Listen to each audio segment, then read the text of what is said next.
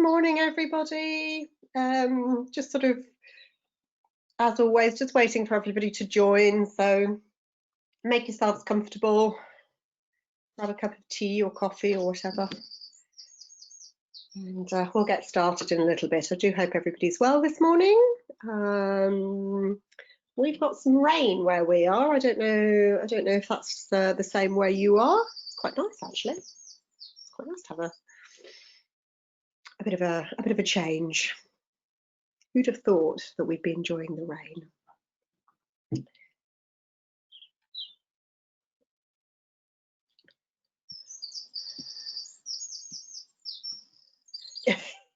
Yeah, the birds are still singing, Simon, absolutely. I don't know about you, but mine are chirruping away in the background. Oh.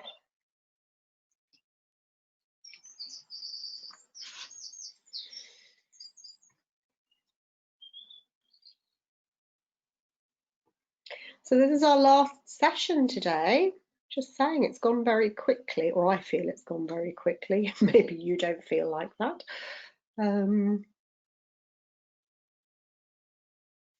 So today we're just going to have a look at things to think about, to put the teaching into practice. But as I said, we'll give everybody a couple of minutes just to join, and then we'll get going. I'm just having a sneaky cup of coffee, so.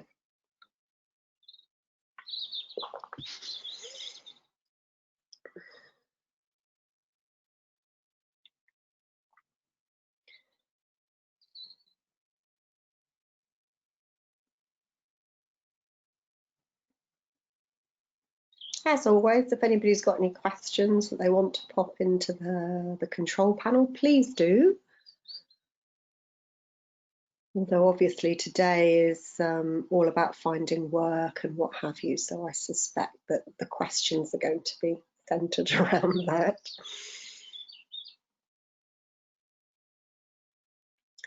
We'll just let everybody join. Get yourselves comfortable.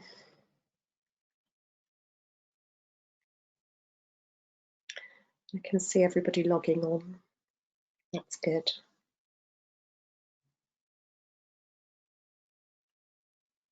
Welcome to those who are just joining us. Very warm welcome this morning. Just get yourselves comfortable. As I said, we're just waiting for everybody to hop on. Good morning, Olivia. I am very well, thank you. Yes, I'm enjoying the slightly cooler air. I still have the door to my garden open, but it's a little bit cooler this morning. It's lovely. I hope everybody else is doing well. Yes. It's our last session today, I know. It's gone so quickly. Session 10.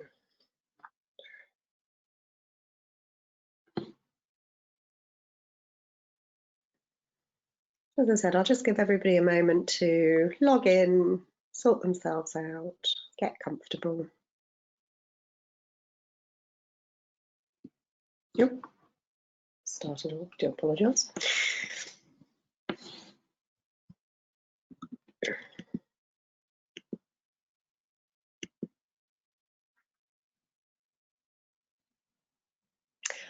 Janet, don't worry.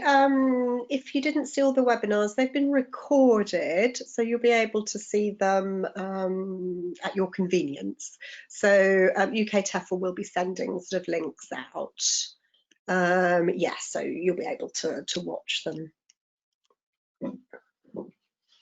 Some people as well quite like to go back over and watch them again because there's quite a lot of information sort of packed into the sort of the 30-40 minutes we do, and sometimes it's quite nice just to go back over them, particularly where there are sort of, you know, perhaps practical ideas that maybe you want to sort of to try. So that's the other reason that we do them. They'll be coming out soon, Olivia, so if you haven't got the last session, don't worry, it should be with you shortly. Okay.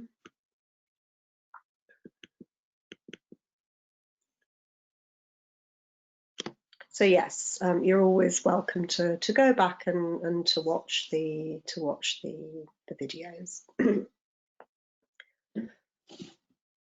Because there are a lot of people who can't actually join us on the face-to-face or the live session, so not the face-to-face, the live session, live online, and so we record them, so those people can sort of come back in at their convenience and watch them, which I think is a nice idea, because not everybody is free, are they, at sort of 10 o'clock in the morning. Some people have got work to do, children to look after. Okay, so we're just after 10 o'clock, so I think we'll get started. So as I said, a very, very good morning, a very warm welcome to everybody in this, our last session, session number 10. And I suspect this is the one that most people are interested in, as it's the one about what do we do next? So how do I use my certificate? What can I do with it? And the answer really is pretty much sort of anything. The world is your oyster. So thank you very much to those people who put in some questions from the survey on Monday. At the end of the session, I've got those anonymously on a slide, and we can sort of deal with those as we go through, if there's anything that you feel that I haven't answered. Similarly, as always, as we're going through, if anybody's got any questions and wants to add them into the question section of the control panel, please do. We've got plenty of time at the end today to answer any questions. So as we're going through the slides, something might pop into your head and you think, oh, I want to ask about that, please do. I shall do my bestest to answer everything and to sort of make you feel sort of happy and secure about going off and using it. Perfect, lovely. So let's get cracking, everybody. So my outcomes today, we're going to look at sort of, finding work, what to take with you, and also staying safe. Now, this is really important to me, okay? So, when we travel, regardless of whether you're going for work or just for sort of pleasure, the staying safe bit is really important. So I want to share some of the things that I've learned along the way so that you don't make the same mistakes that I have done in the past. Let me share my mistakes with you. And then obviously we've got time at the end for a sort of a Q&A, so questions and answer session if there's anything that you're not sure about. Okay, as I said, pop your questions in the sidebar as we're going along, and we'll deal with them as we're going. So first of all, finding work. Now I should say this is possibly the most beautiful training room I have ever worked in. This was in Portugal, in Lisbon, and one of my favourite instructions, I think one of the best instructions I've ever come across, was the head of the centre saying, good morning, welcome to everybody, this is our sort of listed building, and please don't wear high heels because apparently you damage the floor. So beautiful room to train in, but you need to wear flat shoes. So there are really 3 different ways that we can find work. Now, a lot of people ask me, what did I do? So how did I start? And in fact, I did the very first one. I knew I wanted to teach in Spain. And so I flew to Spain and I based myself to start with in Seville because I love the city. And I made some photocopies of my CV and I got a list of language schools, and I kid you not, I spent 2 days walking around Seville with the addresses in one hand. You've got to remember that this is pre-technology, so no Google Maps. I had a paper map. So I had a paper map, I had my list of addresses, and I had my copies of my CV and my certificates. And I walked around Seville and I handed my CV in to everybody. And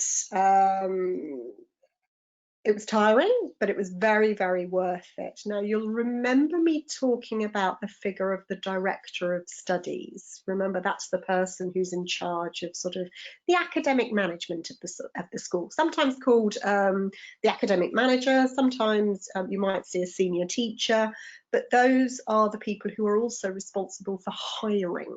So they're the ones who decide what teachers they want on their team.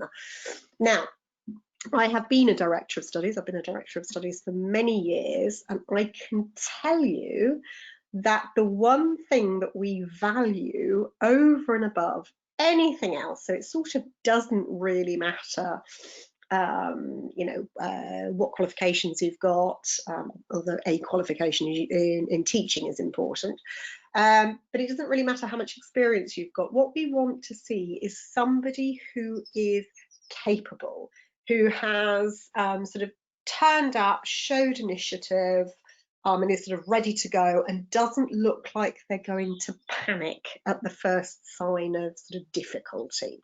So it doesn't matter how old you are, how much experience you've got, if you can demonstrate to the Director of Studies that you're ready to go, they will love you, and they would much rather hire somebody like that than somebody who's got all the experience in the world but looks panicky.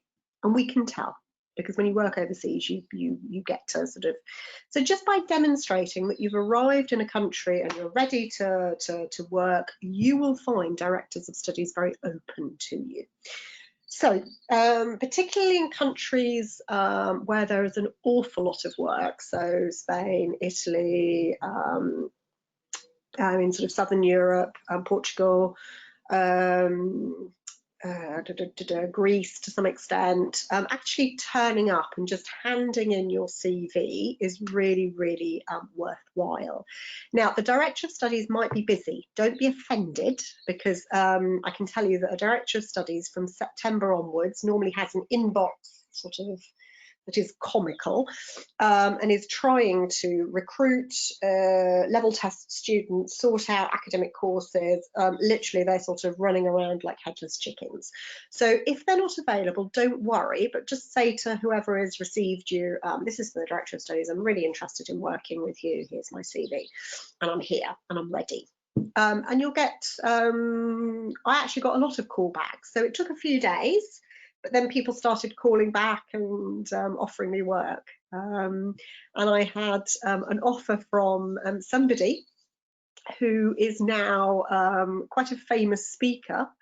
So I was very lucky. And if you're very interested in online teaching, I can highly recommend Russell Stannard. He does online teacher training videos. They're short and sweet on YouTube. Everything's free. And he was my first Director of Studies. So he offered me a job. If you send emails, particularly to Directors of Studies in Spain, Italy, those sorts of countries, don't be surprised if they don't answer you. They're not interested. They'd rather recruit somebody who's there in person. So if you turn up and say, I can work tomorrow, you're more likely to get a job. Okay. Handing in your CV and what have you is great. Now, the next possibility is online, and I've used online as well. So you'll see later on in the slides, I've got a list of places that you can go to for online job offers. So there are web pages where all of the TEFL jobs are sort of collated. So as I said at the end,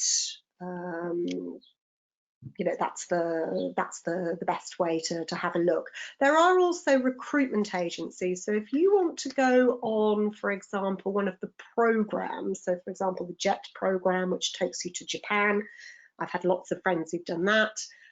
If you want to do volunteering, then you've got sort of central agencies that organise that as well. Okay. What would be my advice here? My advice would be to have a little look. Don't just dive straight in. So when you're looking at sort of online schools and recruitment agencies, just have a little look around the web and just see what the feedback is like from people who've either taught at that school or use the recruitment agency. But also do be careful. It's a little bit like TripAdvisor. You might get 10 people who've had an amazing experience and then one person who's had a really bad experience, and really you don't know what the story of that person is. So just take everything with a little pinch of salt. So for example, I used to work for the British Council. I worked for the British Council for many years, and you could ask 10 of my friends about their experience in the British Council, and you'd get 10 different answers, because it depends what your personal story is. So do your research, but also trust your instinct. So if you feel that something isn't right, listen to that instinct. So if you feel like the recruitment agency is sort of starting to, you know, they're asking perhaps things that you don't feel very comfortable with, back away. Okay, it's always better to say no and step out and start again. Okay, that would be my advice. So those are really the 3 ways that you can find work. That's the easiest. When you're going overseas, you can do a speculative offer of email if you're going sort of outside of Europe. So if you want to go to China, for example, or Thailand, then sending an email to schools directly is a much more efficient way of doing it. It's just that in Europe, you'll find most people are not interested because they'd rather have the person in front of them ready to go. Okay, I've hired most people like that. In fact, when I was working in Spain as a director of studies, I didn't hire anybody remotely. Everybody was on the ground ready to go. Because then I get a feel for people. I know whether I really want them on my team, or whether they're going to be a good fit for my team. Because what I don't want is somebody in my staff room who's going to cause chaos. So I need to see them.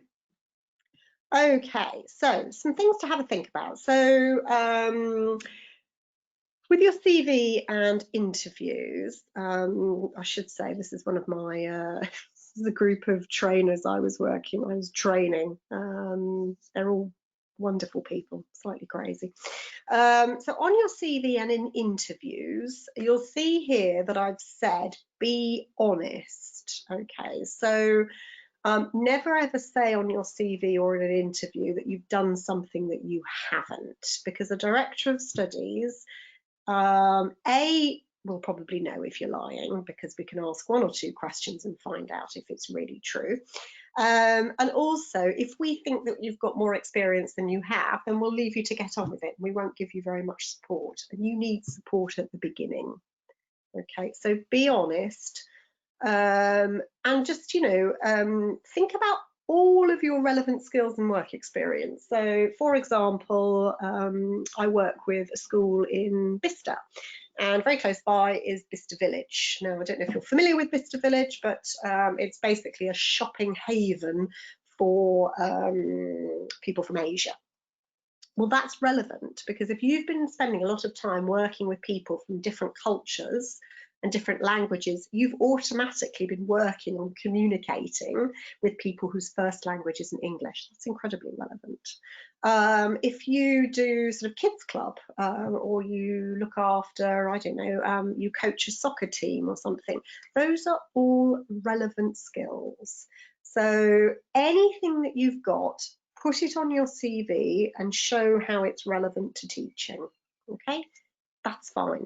Put all your qualifications down. So, you know, even if you don't think it's relevant, even if you sort of think, well, you know, I'm a qualified lifeguard, but it shows me as a director of studies that you're interested in yourself, that you are prepared to put effort in to improve. Okay, so that's really important. Be open as well. So this is really important. And you remember we were talking about the sort of the qualities of a good teacher right at the very beginning of our sessions, and this is a really important quality. So be open to,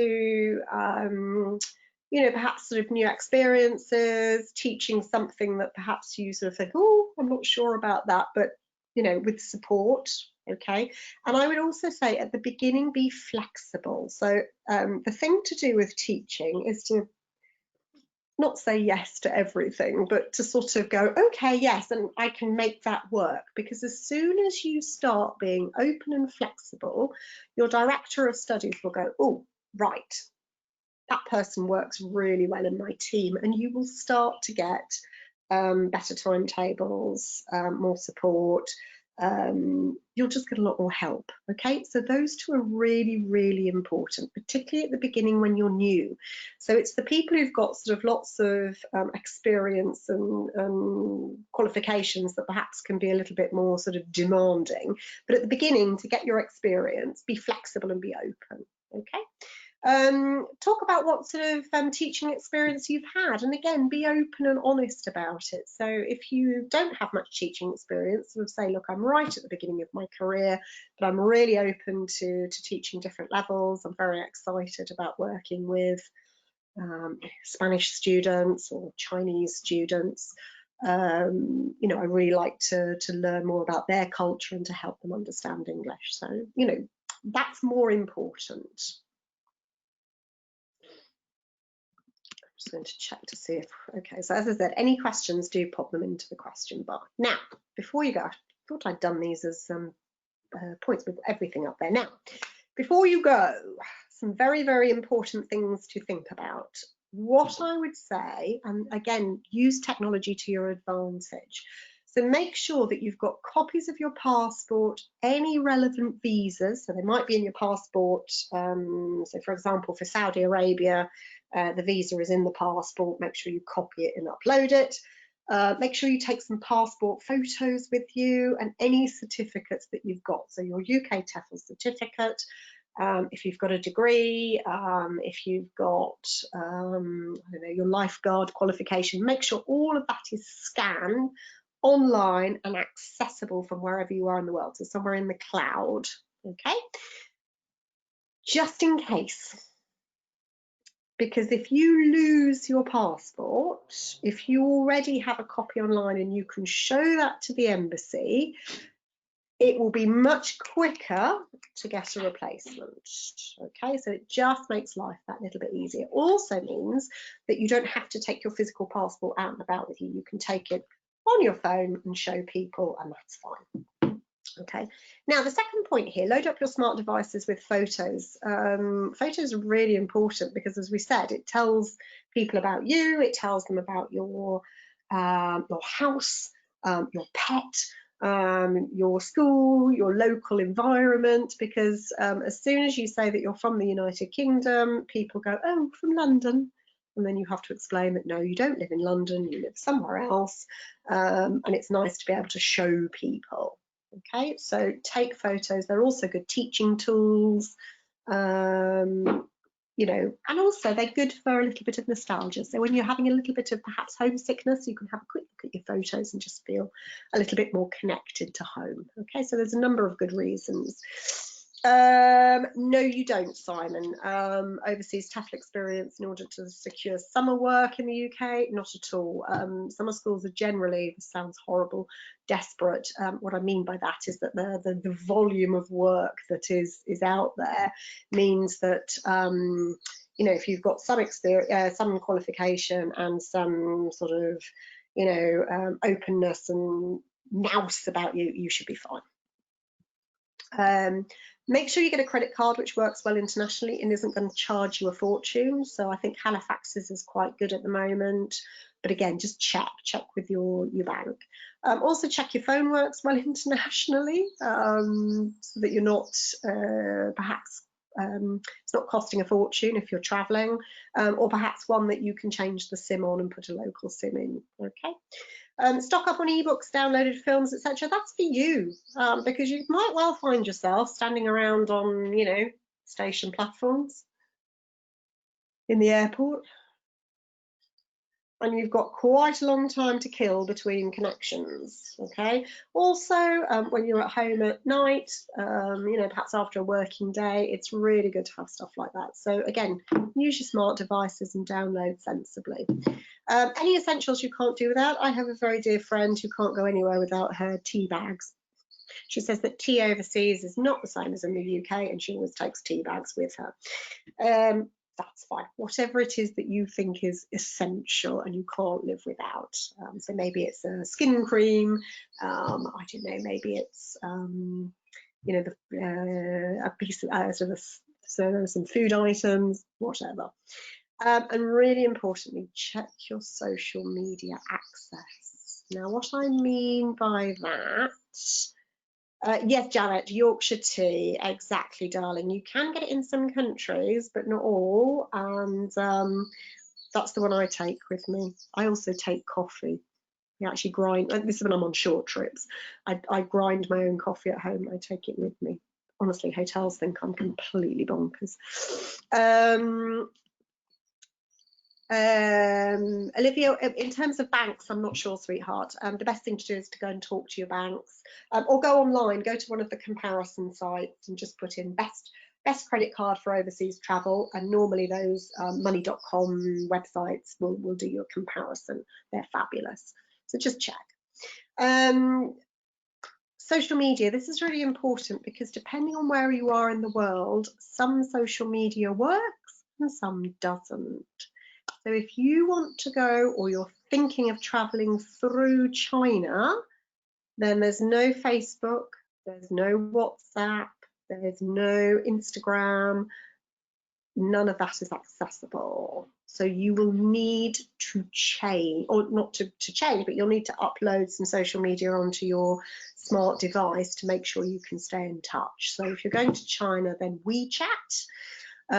Sometimes in the Middle East, different Middle Eastern countries, they block social media sites randomly because today they've decided that they're, you know, I don't know, they're not haram. They're not halal. They're haram. So just be careful. Just have a look before you go and see which social media is prevalent in the country you're heading to. I always love going into China. Suddenly you lose contact with everybody. It's bizarre. And any photos that you want to upload to Facebook, you've got to wait till you're out. Okay, so traveling safely. Some things to sort of have a think about. Make sure that your insurance is up to date. So you can go to student travel, so STA. They do a good insurance package which covers you quite high amounts all over the world. So make sure you've got medical and travel insurance. Unless you're going somewhere perhaps within the EU and you still have your EU card, okay? Really important to tell people where you're going and sort of link to that, stay in touch on social media. So, you know, let people know your plans, and then when you're there, just sort of update and just go, I'm here, I'm fine, everything's all right, flight was delayed, what have you. Research before you go. This is the Foreign and Commonwealth Office. It's really good. I always check this because it gives you the most up-to-date information about the country that you want to travel to. So it will give you sort of terrorism threats, if there are any. It will give you health warnings. It will give you sort of particular cities if there are any sort of problems. It's a really, really worthwhile website. It's fabulous. So make sure you check that one before you start traveling. Just gives you a bit of background and allows you to sort of just be better prepared. I always say be wise when you arrive. Now, the reason for that is that the airport mainly provides a lot of security. So don't do what we tend to do is sort of if you see me in Heathrow, or you'll see me land and I can get from the plane out to the front door in about sort of 30 minutes. I've got it sort of well planned. Don't do that when you're traveling overseas. Give yourself time in the airport to just sort of check in. So have a look round, just check all the signs, check your money. So maybe you want to put your local currency, or maybe you need to get local currency. So for example, if you're going to Ukraine, you can't get local currency before you get to Ukraine. There are no options in the UK. The same with things like Indian rupees. We normally have to get them when we get there. So maybe you want to go and just use the ATM in the airport. Maybe you want to sort of have a look around and just sort of maybe have a cup of tea and just sort of get your bearings, get your maps out, do everything that you want to do in the airport. The airport is generally very safe because it has sort of patrols. There are people around, there are people being vigilant. It's a really sort of generally is quite a safe place. The other thing is, don't rush out of the airport and then go, oh, oops, I'm in the wrong place, and try and go back in. Many airports around the world, once you go out, they don't let you back in again. So Egypt is a classic case. And one of my dear friends tried to leave and come back in, and he got surrounded by security guards, and he was face down on the floor with guns pointing at him. So just take your time before you leave the airport, okay? Always as well be friendly but firm until you know the local scene. So you don't need to be rude to people, but just, you know, just hold off until you're sort of, you know, what's what and where you're going. In the airport or in the train station, there's normally a tourism, you know, an information post. They're great, and they normally give you good advice. So go there first, just as I said, get your bearings. And the last thing I was going to say here is food. I've been really lucky. I've had food poisoning 3 times in my life. One of them was after a trip up a mountain in Morocco. All the way through the trip, we were absolutely fine. We got to the buffet meal at the end, and half of the group got sick. One of them was in Bali, and we suspect that it was eating sushi, probably my own fault. And one of them was in Singapore, which is probably one of the safest places that I know. I've never ever had food poisoning anywhere else, and I go into India at least once a year. So just be careful. Think about ice cubes, think about salad, think about fruit, you know, make sure things are cooked, make sure water is boiled, and you'll be fine, okay? So just be a little bit careful, just sort of think. So now then, for those of you who are interested in sort of resources, these first 3, so UK-TEFL, obviously you'll be familiar with, they often have jobs on their website which have been vetted by them. So do go and have a look at the website, okay? TEFL.com is a very well respected website, and what's lovely about TEFL.com is it's incredibly easy to use. And you can filter, so you can filter by country, you can filter by job, you can filter by what else, whether you want to be freelance or not, whether you want online or not. It's got lots of filters in there to find jobs. What I would say is, because I checked it yesterday, at the moment it's looking a little sparse because of obviously the situation. So just give it time, because things are building back up again now, and I'm starting to see movement in the countries that I work with. So sort of Europe is picking back up again, China is reopening, so things are coming back. So just give it a moment. ESL Cafe is another really famous one. The good thing about this, it tends to be, it's very wide, and there's also lots of reviews, so you can go and check what people have said about different countries or different schools. And again, if you see 10 people sort of saying, be careful of this school, they don't always honour their contracts, then you know that that's probably a school to avoid. So that's good. It also has lesson ideas on that one, which is quite good. TEFL.com, you can upload your CV to the database too, so which is quite nice. So you can be, for people who are looking for candidates, they can access your CV, and you as a candidate can look for different jobs on there. It's all free, okay, so you don't need to pay. We have JET programs and alternatives in Japan and Korea. Those 2 countries are really, really hot on this sort of thing. And basically they look after you from sort of start to finish. So they take you over, they place you either in sort of schools or universities. They help you with sort of accommodation, and then they sort of finish and bring you back. So it's really, really well sort of structured. Also quite nice places to go and work in, because they're very, the teaching is sort of quite similar. You do a lot of sort of similar teaching, so it's really good to get experience. They're really, they're very polite, they're very welcoming, fabulous cultures, personally in my opinion as well, great food. Then you've got some sort of large organisations. So you've got English First, Lingorama and Berlitz. They have schools all over the world. EF are particularly hot in Asia. So lots of schools across Asia, from sort of China all the way down to Indonesia. and always looking for people. And we've had lots of people do this sort of program and go and work for people like that. Lingua Arm are the same. Berlitz tends to be a little bit more prevalent sort of in this part of the world rather than Asia, but still they have schools around the world. And then you might want to look at volunteering. So if you're just interested in travel and you're not really doing it for a sort of a job, then something like the volunteer service overseas. I've had a number of friends who've done that and really, really loved it, because again, they look after you very well. So they organise your travel over, they house you, you've got an amazing project to work on, and then you come back. So some really good experiences there. So those are sort of three of the large players. Those are sort of more like programs which are incredibly reputable, have been running for years and years and years.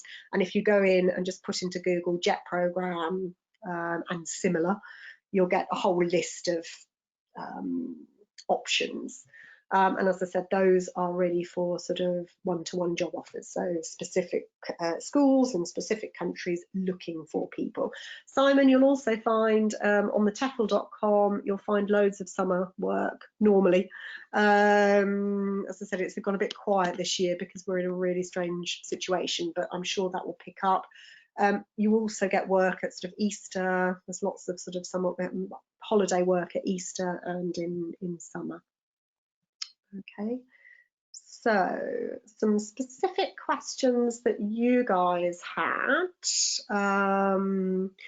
So somebody asked about starting your own business and sort of, no, Safia, I don't think there's JET programs in France, but there are programs in sort of Spain. There are sort of language assistant programs. So if you go in and sort of look at language assistant programs in France and Spain particularly, there are quite a few options, yes. And you go in as a language assistant, so you don't actually have to sort of teach the class, you just help people with conversation. Much nicer, much less stressful. So starting your own business, particularly online, I would be very careful here. It's a crowded market, and you need to know how to attract students. A lot of the students are coming from China, so unless you have a good contact in China who can help you, because they don't use Google, so the way you market your business in China is completely different to the rest of the world. You need to have sort of credibility, reviews. You need to think about sort of what you can offer, what's your unique selling point. So you need to put money and effort into sort of setting up your website, setting up your online portal, setting up your sort of social media, and sort of actually targeting students. It's quite complex. And it also means that you've got to really sort of buy your own resources or develop your own resources. And at the beginning, that's quite challenging. So I would always say at the beginning, while you're finding your feet, go with an organisation that already has resources, that can help you, that can support you, that can give you professional development. It'll just make your life easier. Now, most people ask me, and this cohort was no different, what about how much you earn? And the answer to that is it depends. It depends where you are in the world, it depends how many hours you're working. A full-time contract is normally somewhere between 24 and 28 contact hours a week, and that is because you need time to prepare. So if you think of a 40-hour work week, in teaching, you would only teach about sort of 25, 26 hours, and the rest of the time is for preparation. So it depends whether you're working sort of a full contract or not, but certainly in places like Spain, you're looking at about, I don't know, 1,200, 1,500 a month.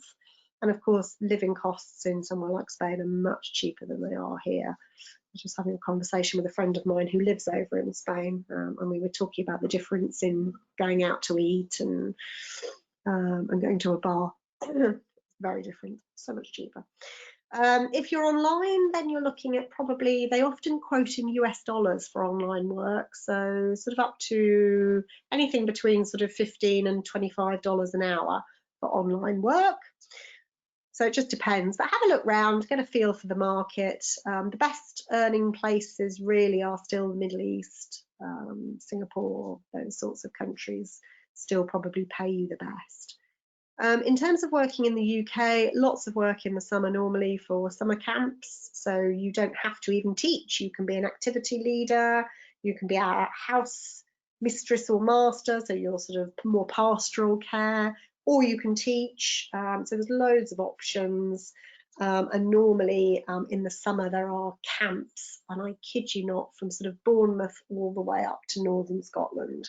Sort of pretty much anywhere in the country you can find summer camps, and they're great. They're really good because all the resources are provided. They do professional development. There's loads of support and you get loads of experience really quickly. So they're really good. Slightly sort of full on, and you also get your board and lodging. So you don't really have any other expenses. It's quite a good thing to do.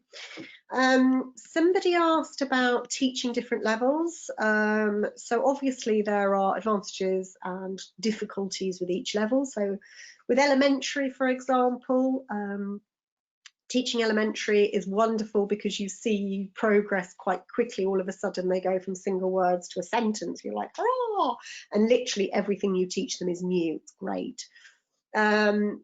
Disadvantages, you've got to really think about your language. You need to grade your language quite carefully. You'll find that the lessons are much slower, so you don't get as much done. So don't overthink it. Don't worry if all you've done in an hour is teach them some sort of, parts of the body. That's fine. It's all new for them. And the other problem with elementary is if you do a lot of elementary teaching and then you go and see your friends, it's quite difficult to change. And we can always tell when somebody's been working with beginners because they come out and their language is sort of super basic. You're like, no, you can speak to me normally. Intermediate, lots of great stuff about intermediate. So, they're starting to be able to have conversations, so it's a bit more sort of real. You can talk to them about who they really are. You can find, again, lots of new learning.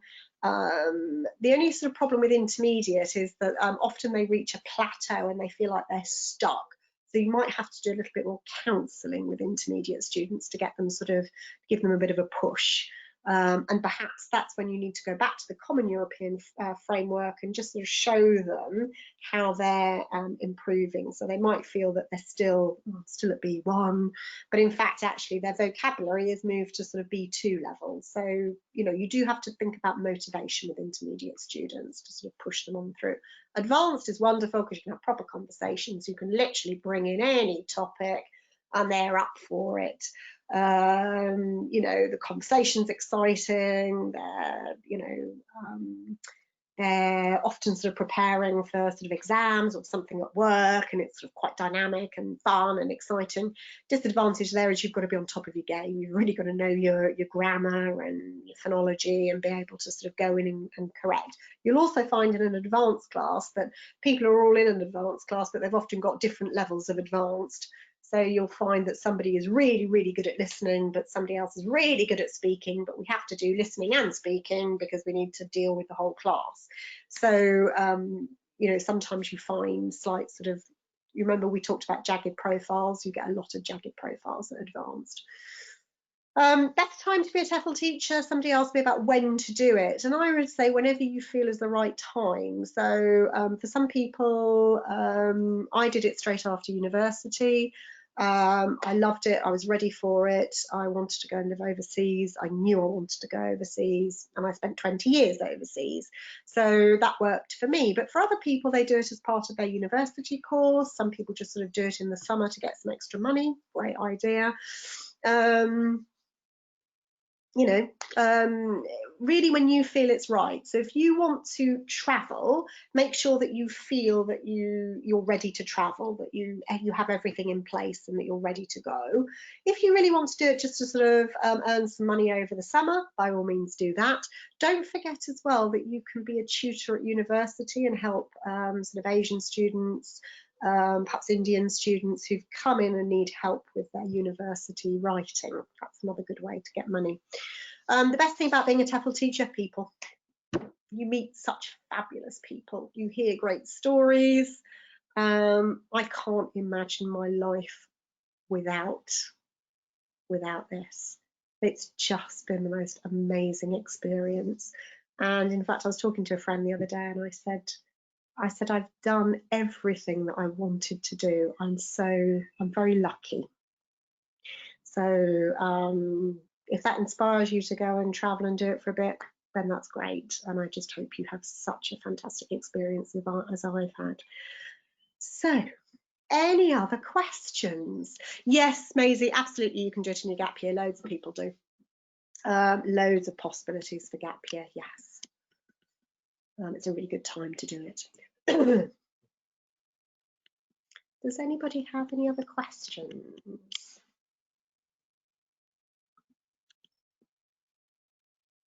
Did I learn any languages, Danny? No.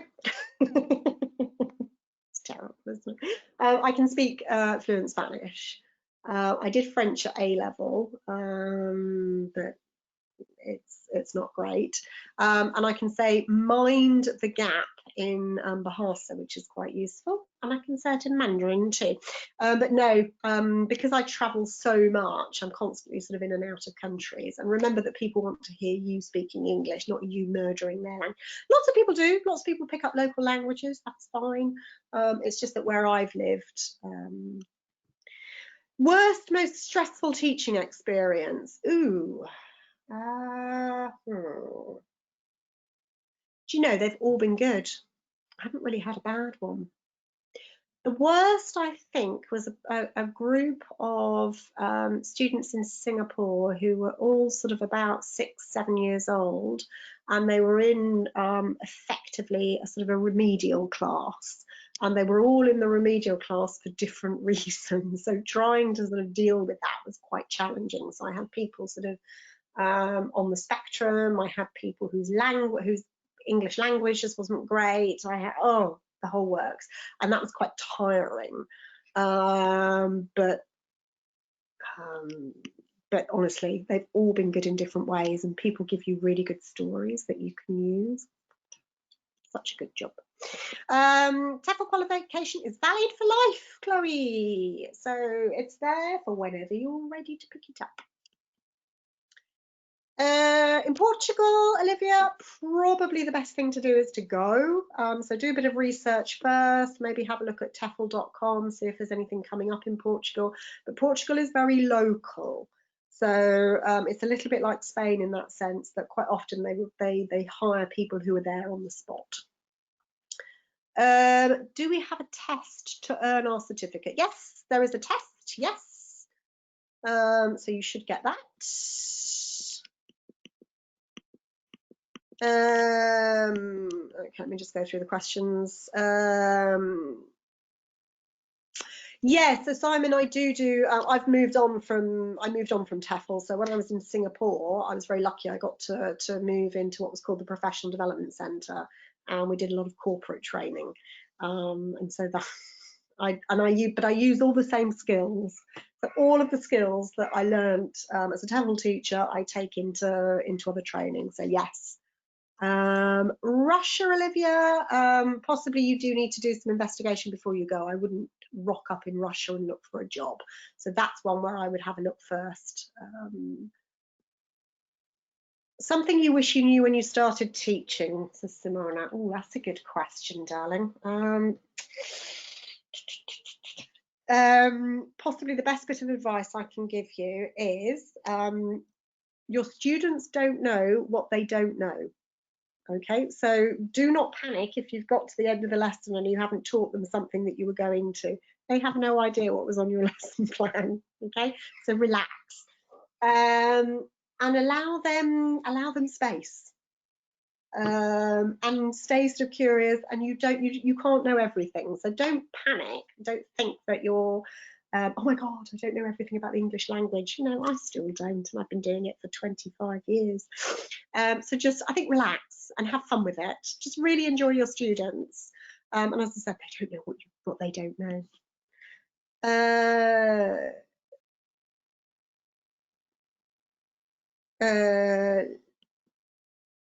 what qualification did I have before I got my first job? So I had, to begin with, I had a CELTA before I got my first job. How can you balance family life while travelling as a TEFL teacher? Ooh, that's a good question, Danny. A lot of my friends do. I think what happens is when you get older and you perhaps have a family, then you stay in one place for much longer. So I have friends who've been living in Spain for years and years and years, and they're very happy with the jobs. They've got no desire to move. That's fine. And yet, sort of other people who perhaps are unencumbered, you know, travel all over the place.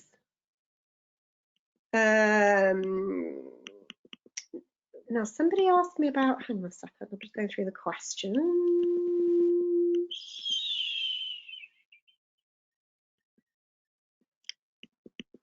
Not sure if I've answered everything. I do apologise. I'm trying to go through as I'm sort of talking to you all. Yes, Olivia, assuming that that's appropriate. I don't know what the policy is, but yes, absolutely you can. Does anybody have any questions? I do apologise if I haven't answered your question, pop it back in for me. Because I was sort of trying to look through the questions as we. Does anybody have any questions that I've not answered? Honestly, it is such a fabulous job. The other thing it's really good for is building your own confidence and your ability to sort of be resilient and cope with change. You know, it's such a good transferable life skill. Gosh, yes, Safia, generally, yes. It's really easy to make friends, both with local people and within the sort of the staff room. People are amazing. If you look on my Facebook page, I've got all friends from all over the place. Oh, no, Maisie, is it? Oh, this is such a good question, darling. I love this. Is it harder for an introverted person to do it? No, no. In fact, introverts make some of the best teachers that I have ever seen.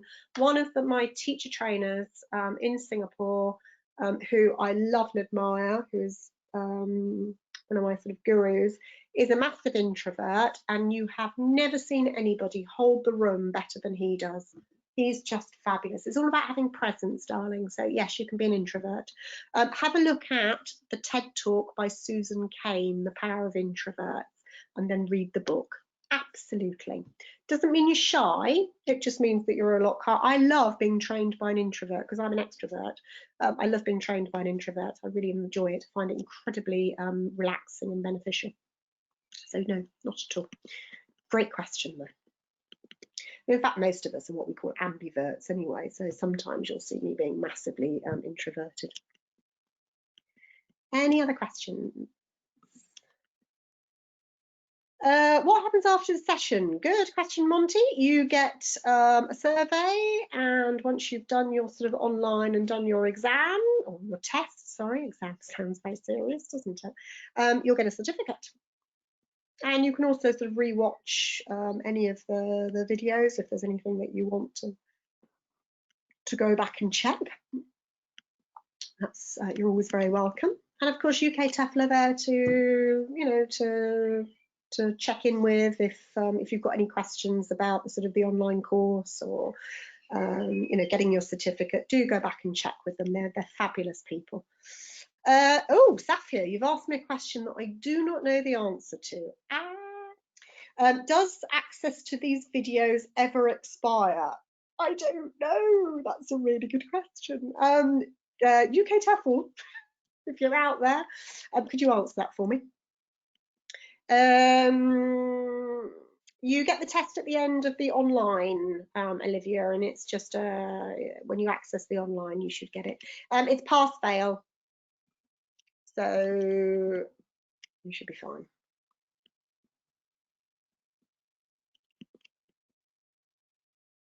So there isn't a test at the end of these videos, no. These are just recorded sessions to help you through. So don't panic. I'm not about to test you to see if you're all listening. Maybe I should have done. Cool. I don't know, Olivia. It should be on the online portal for when you do your online lessons, but check with the office. There's no test for these online, for these live sessions.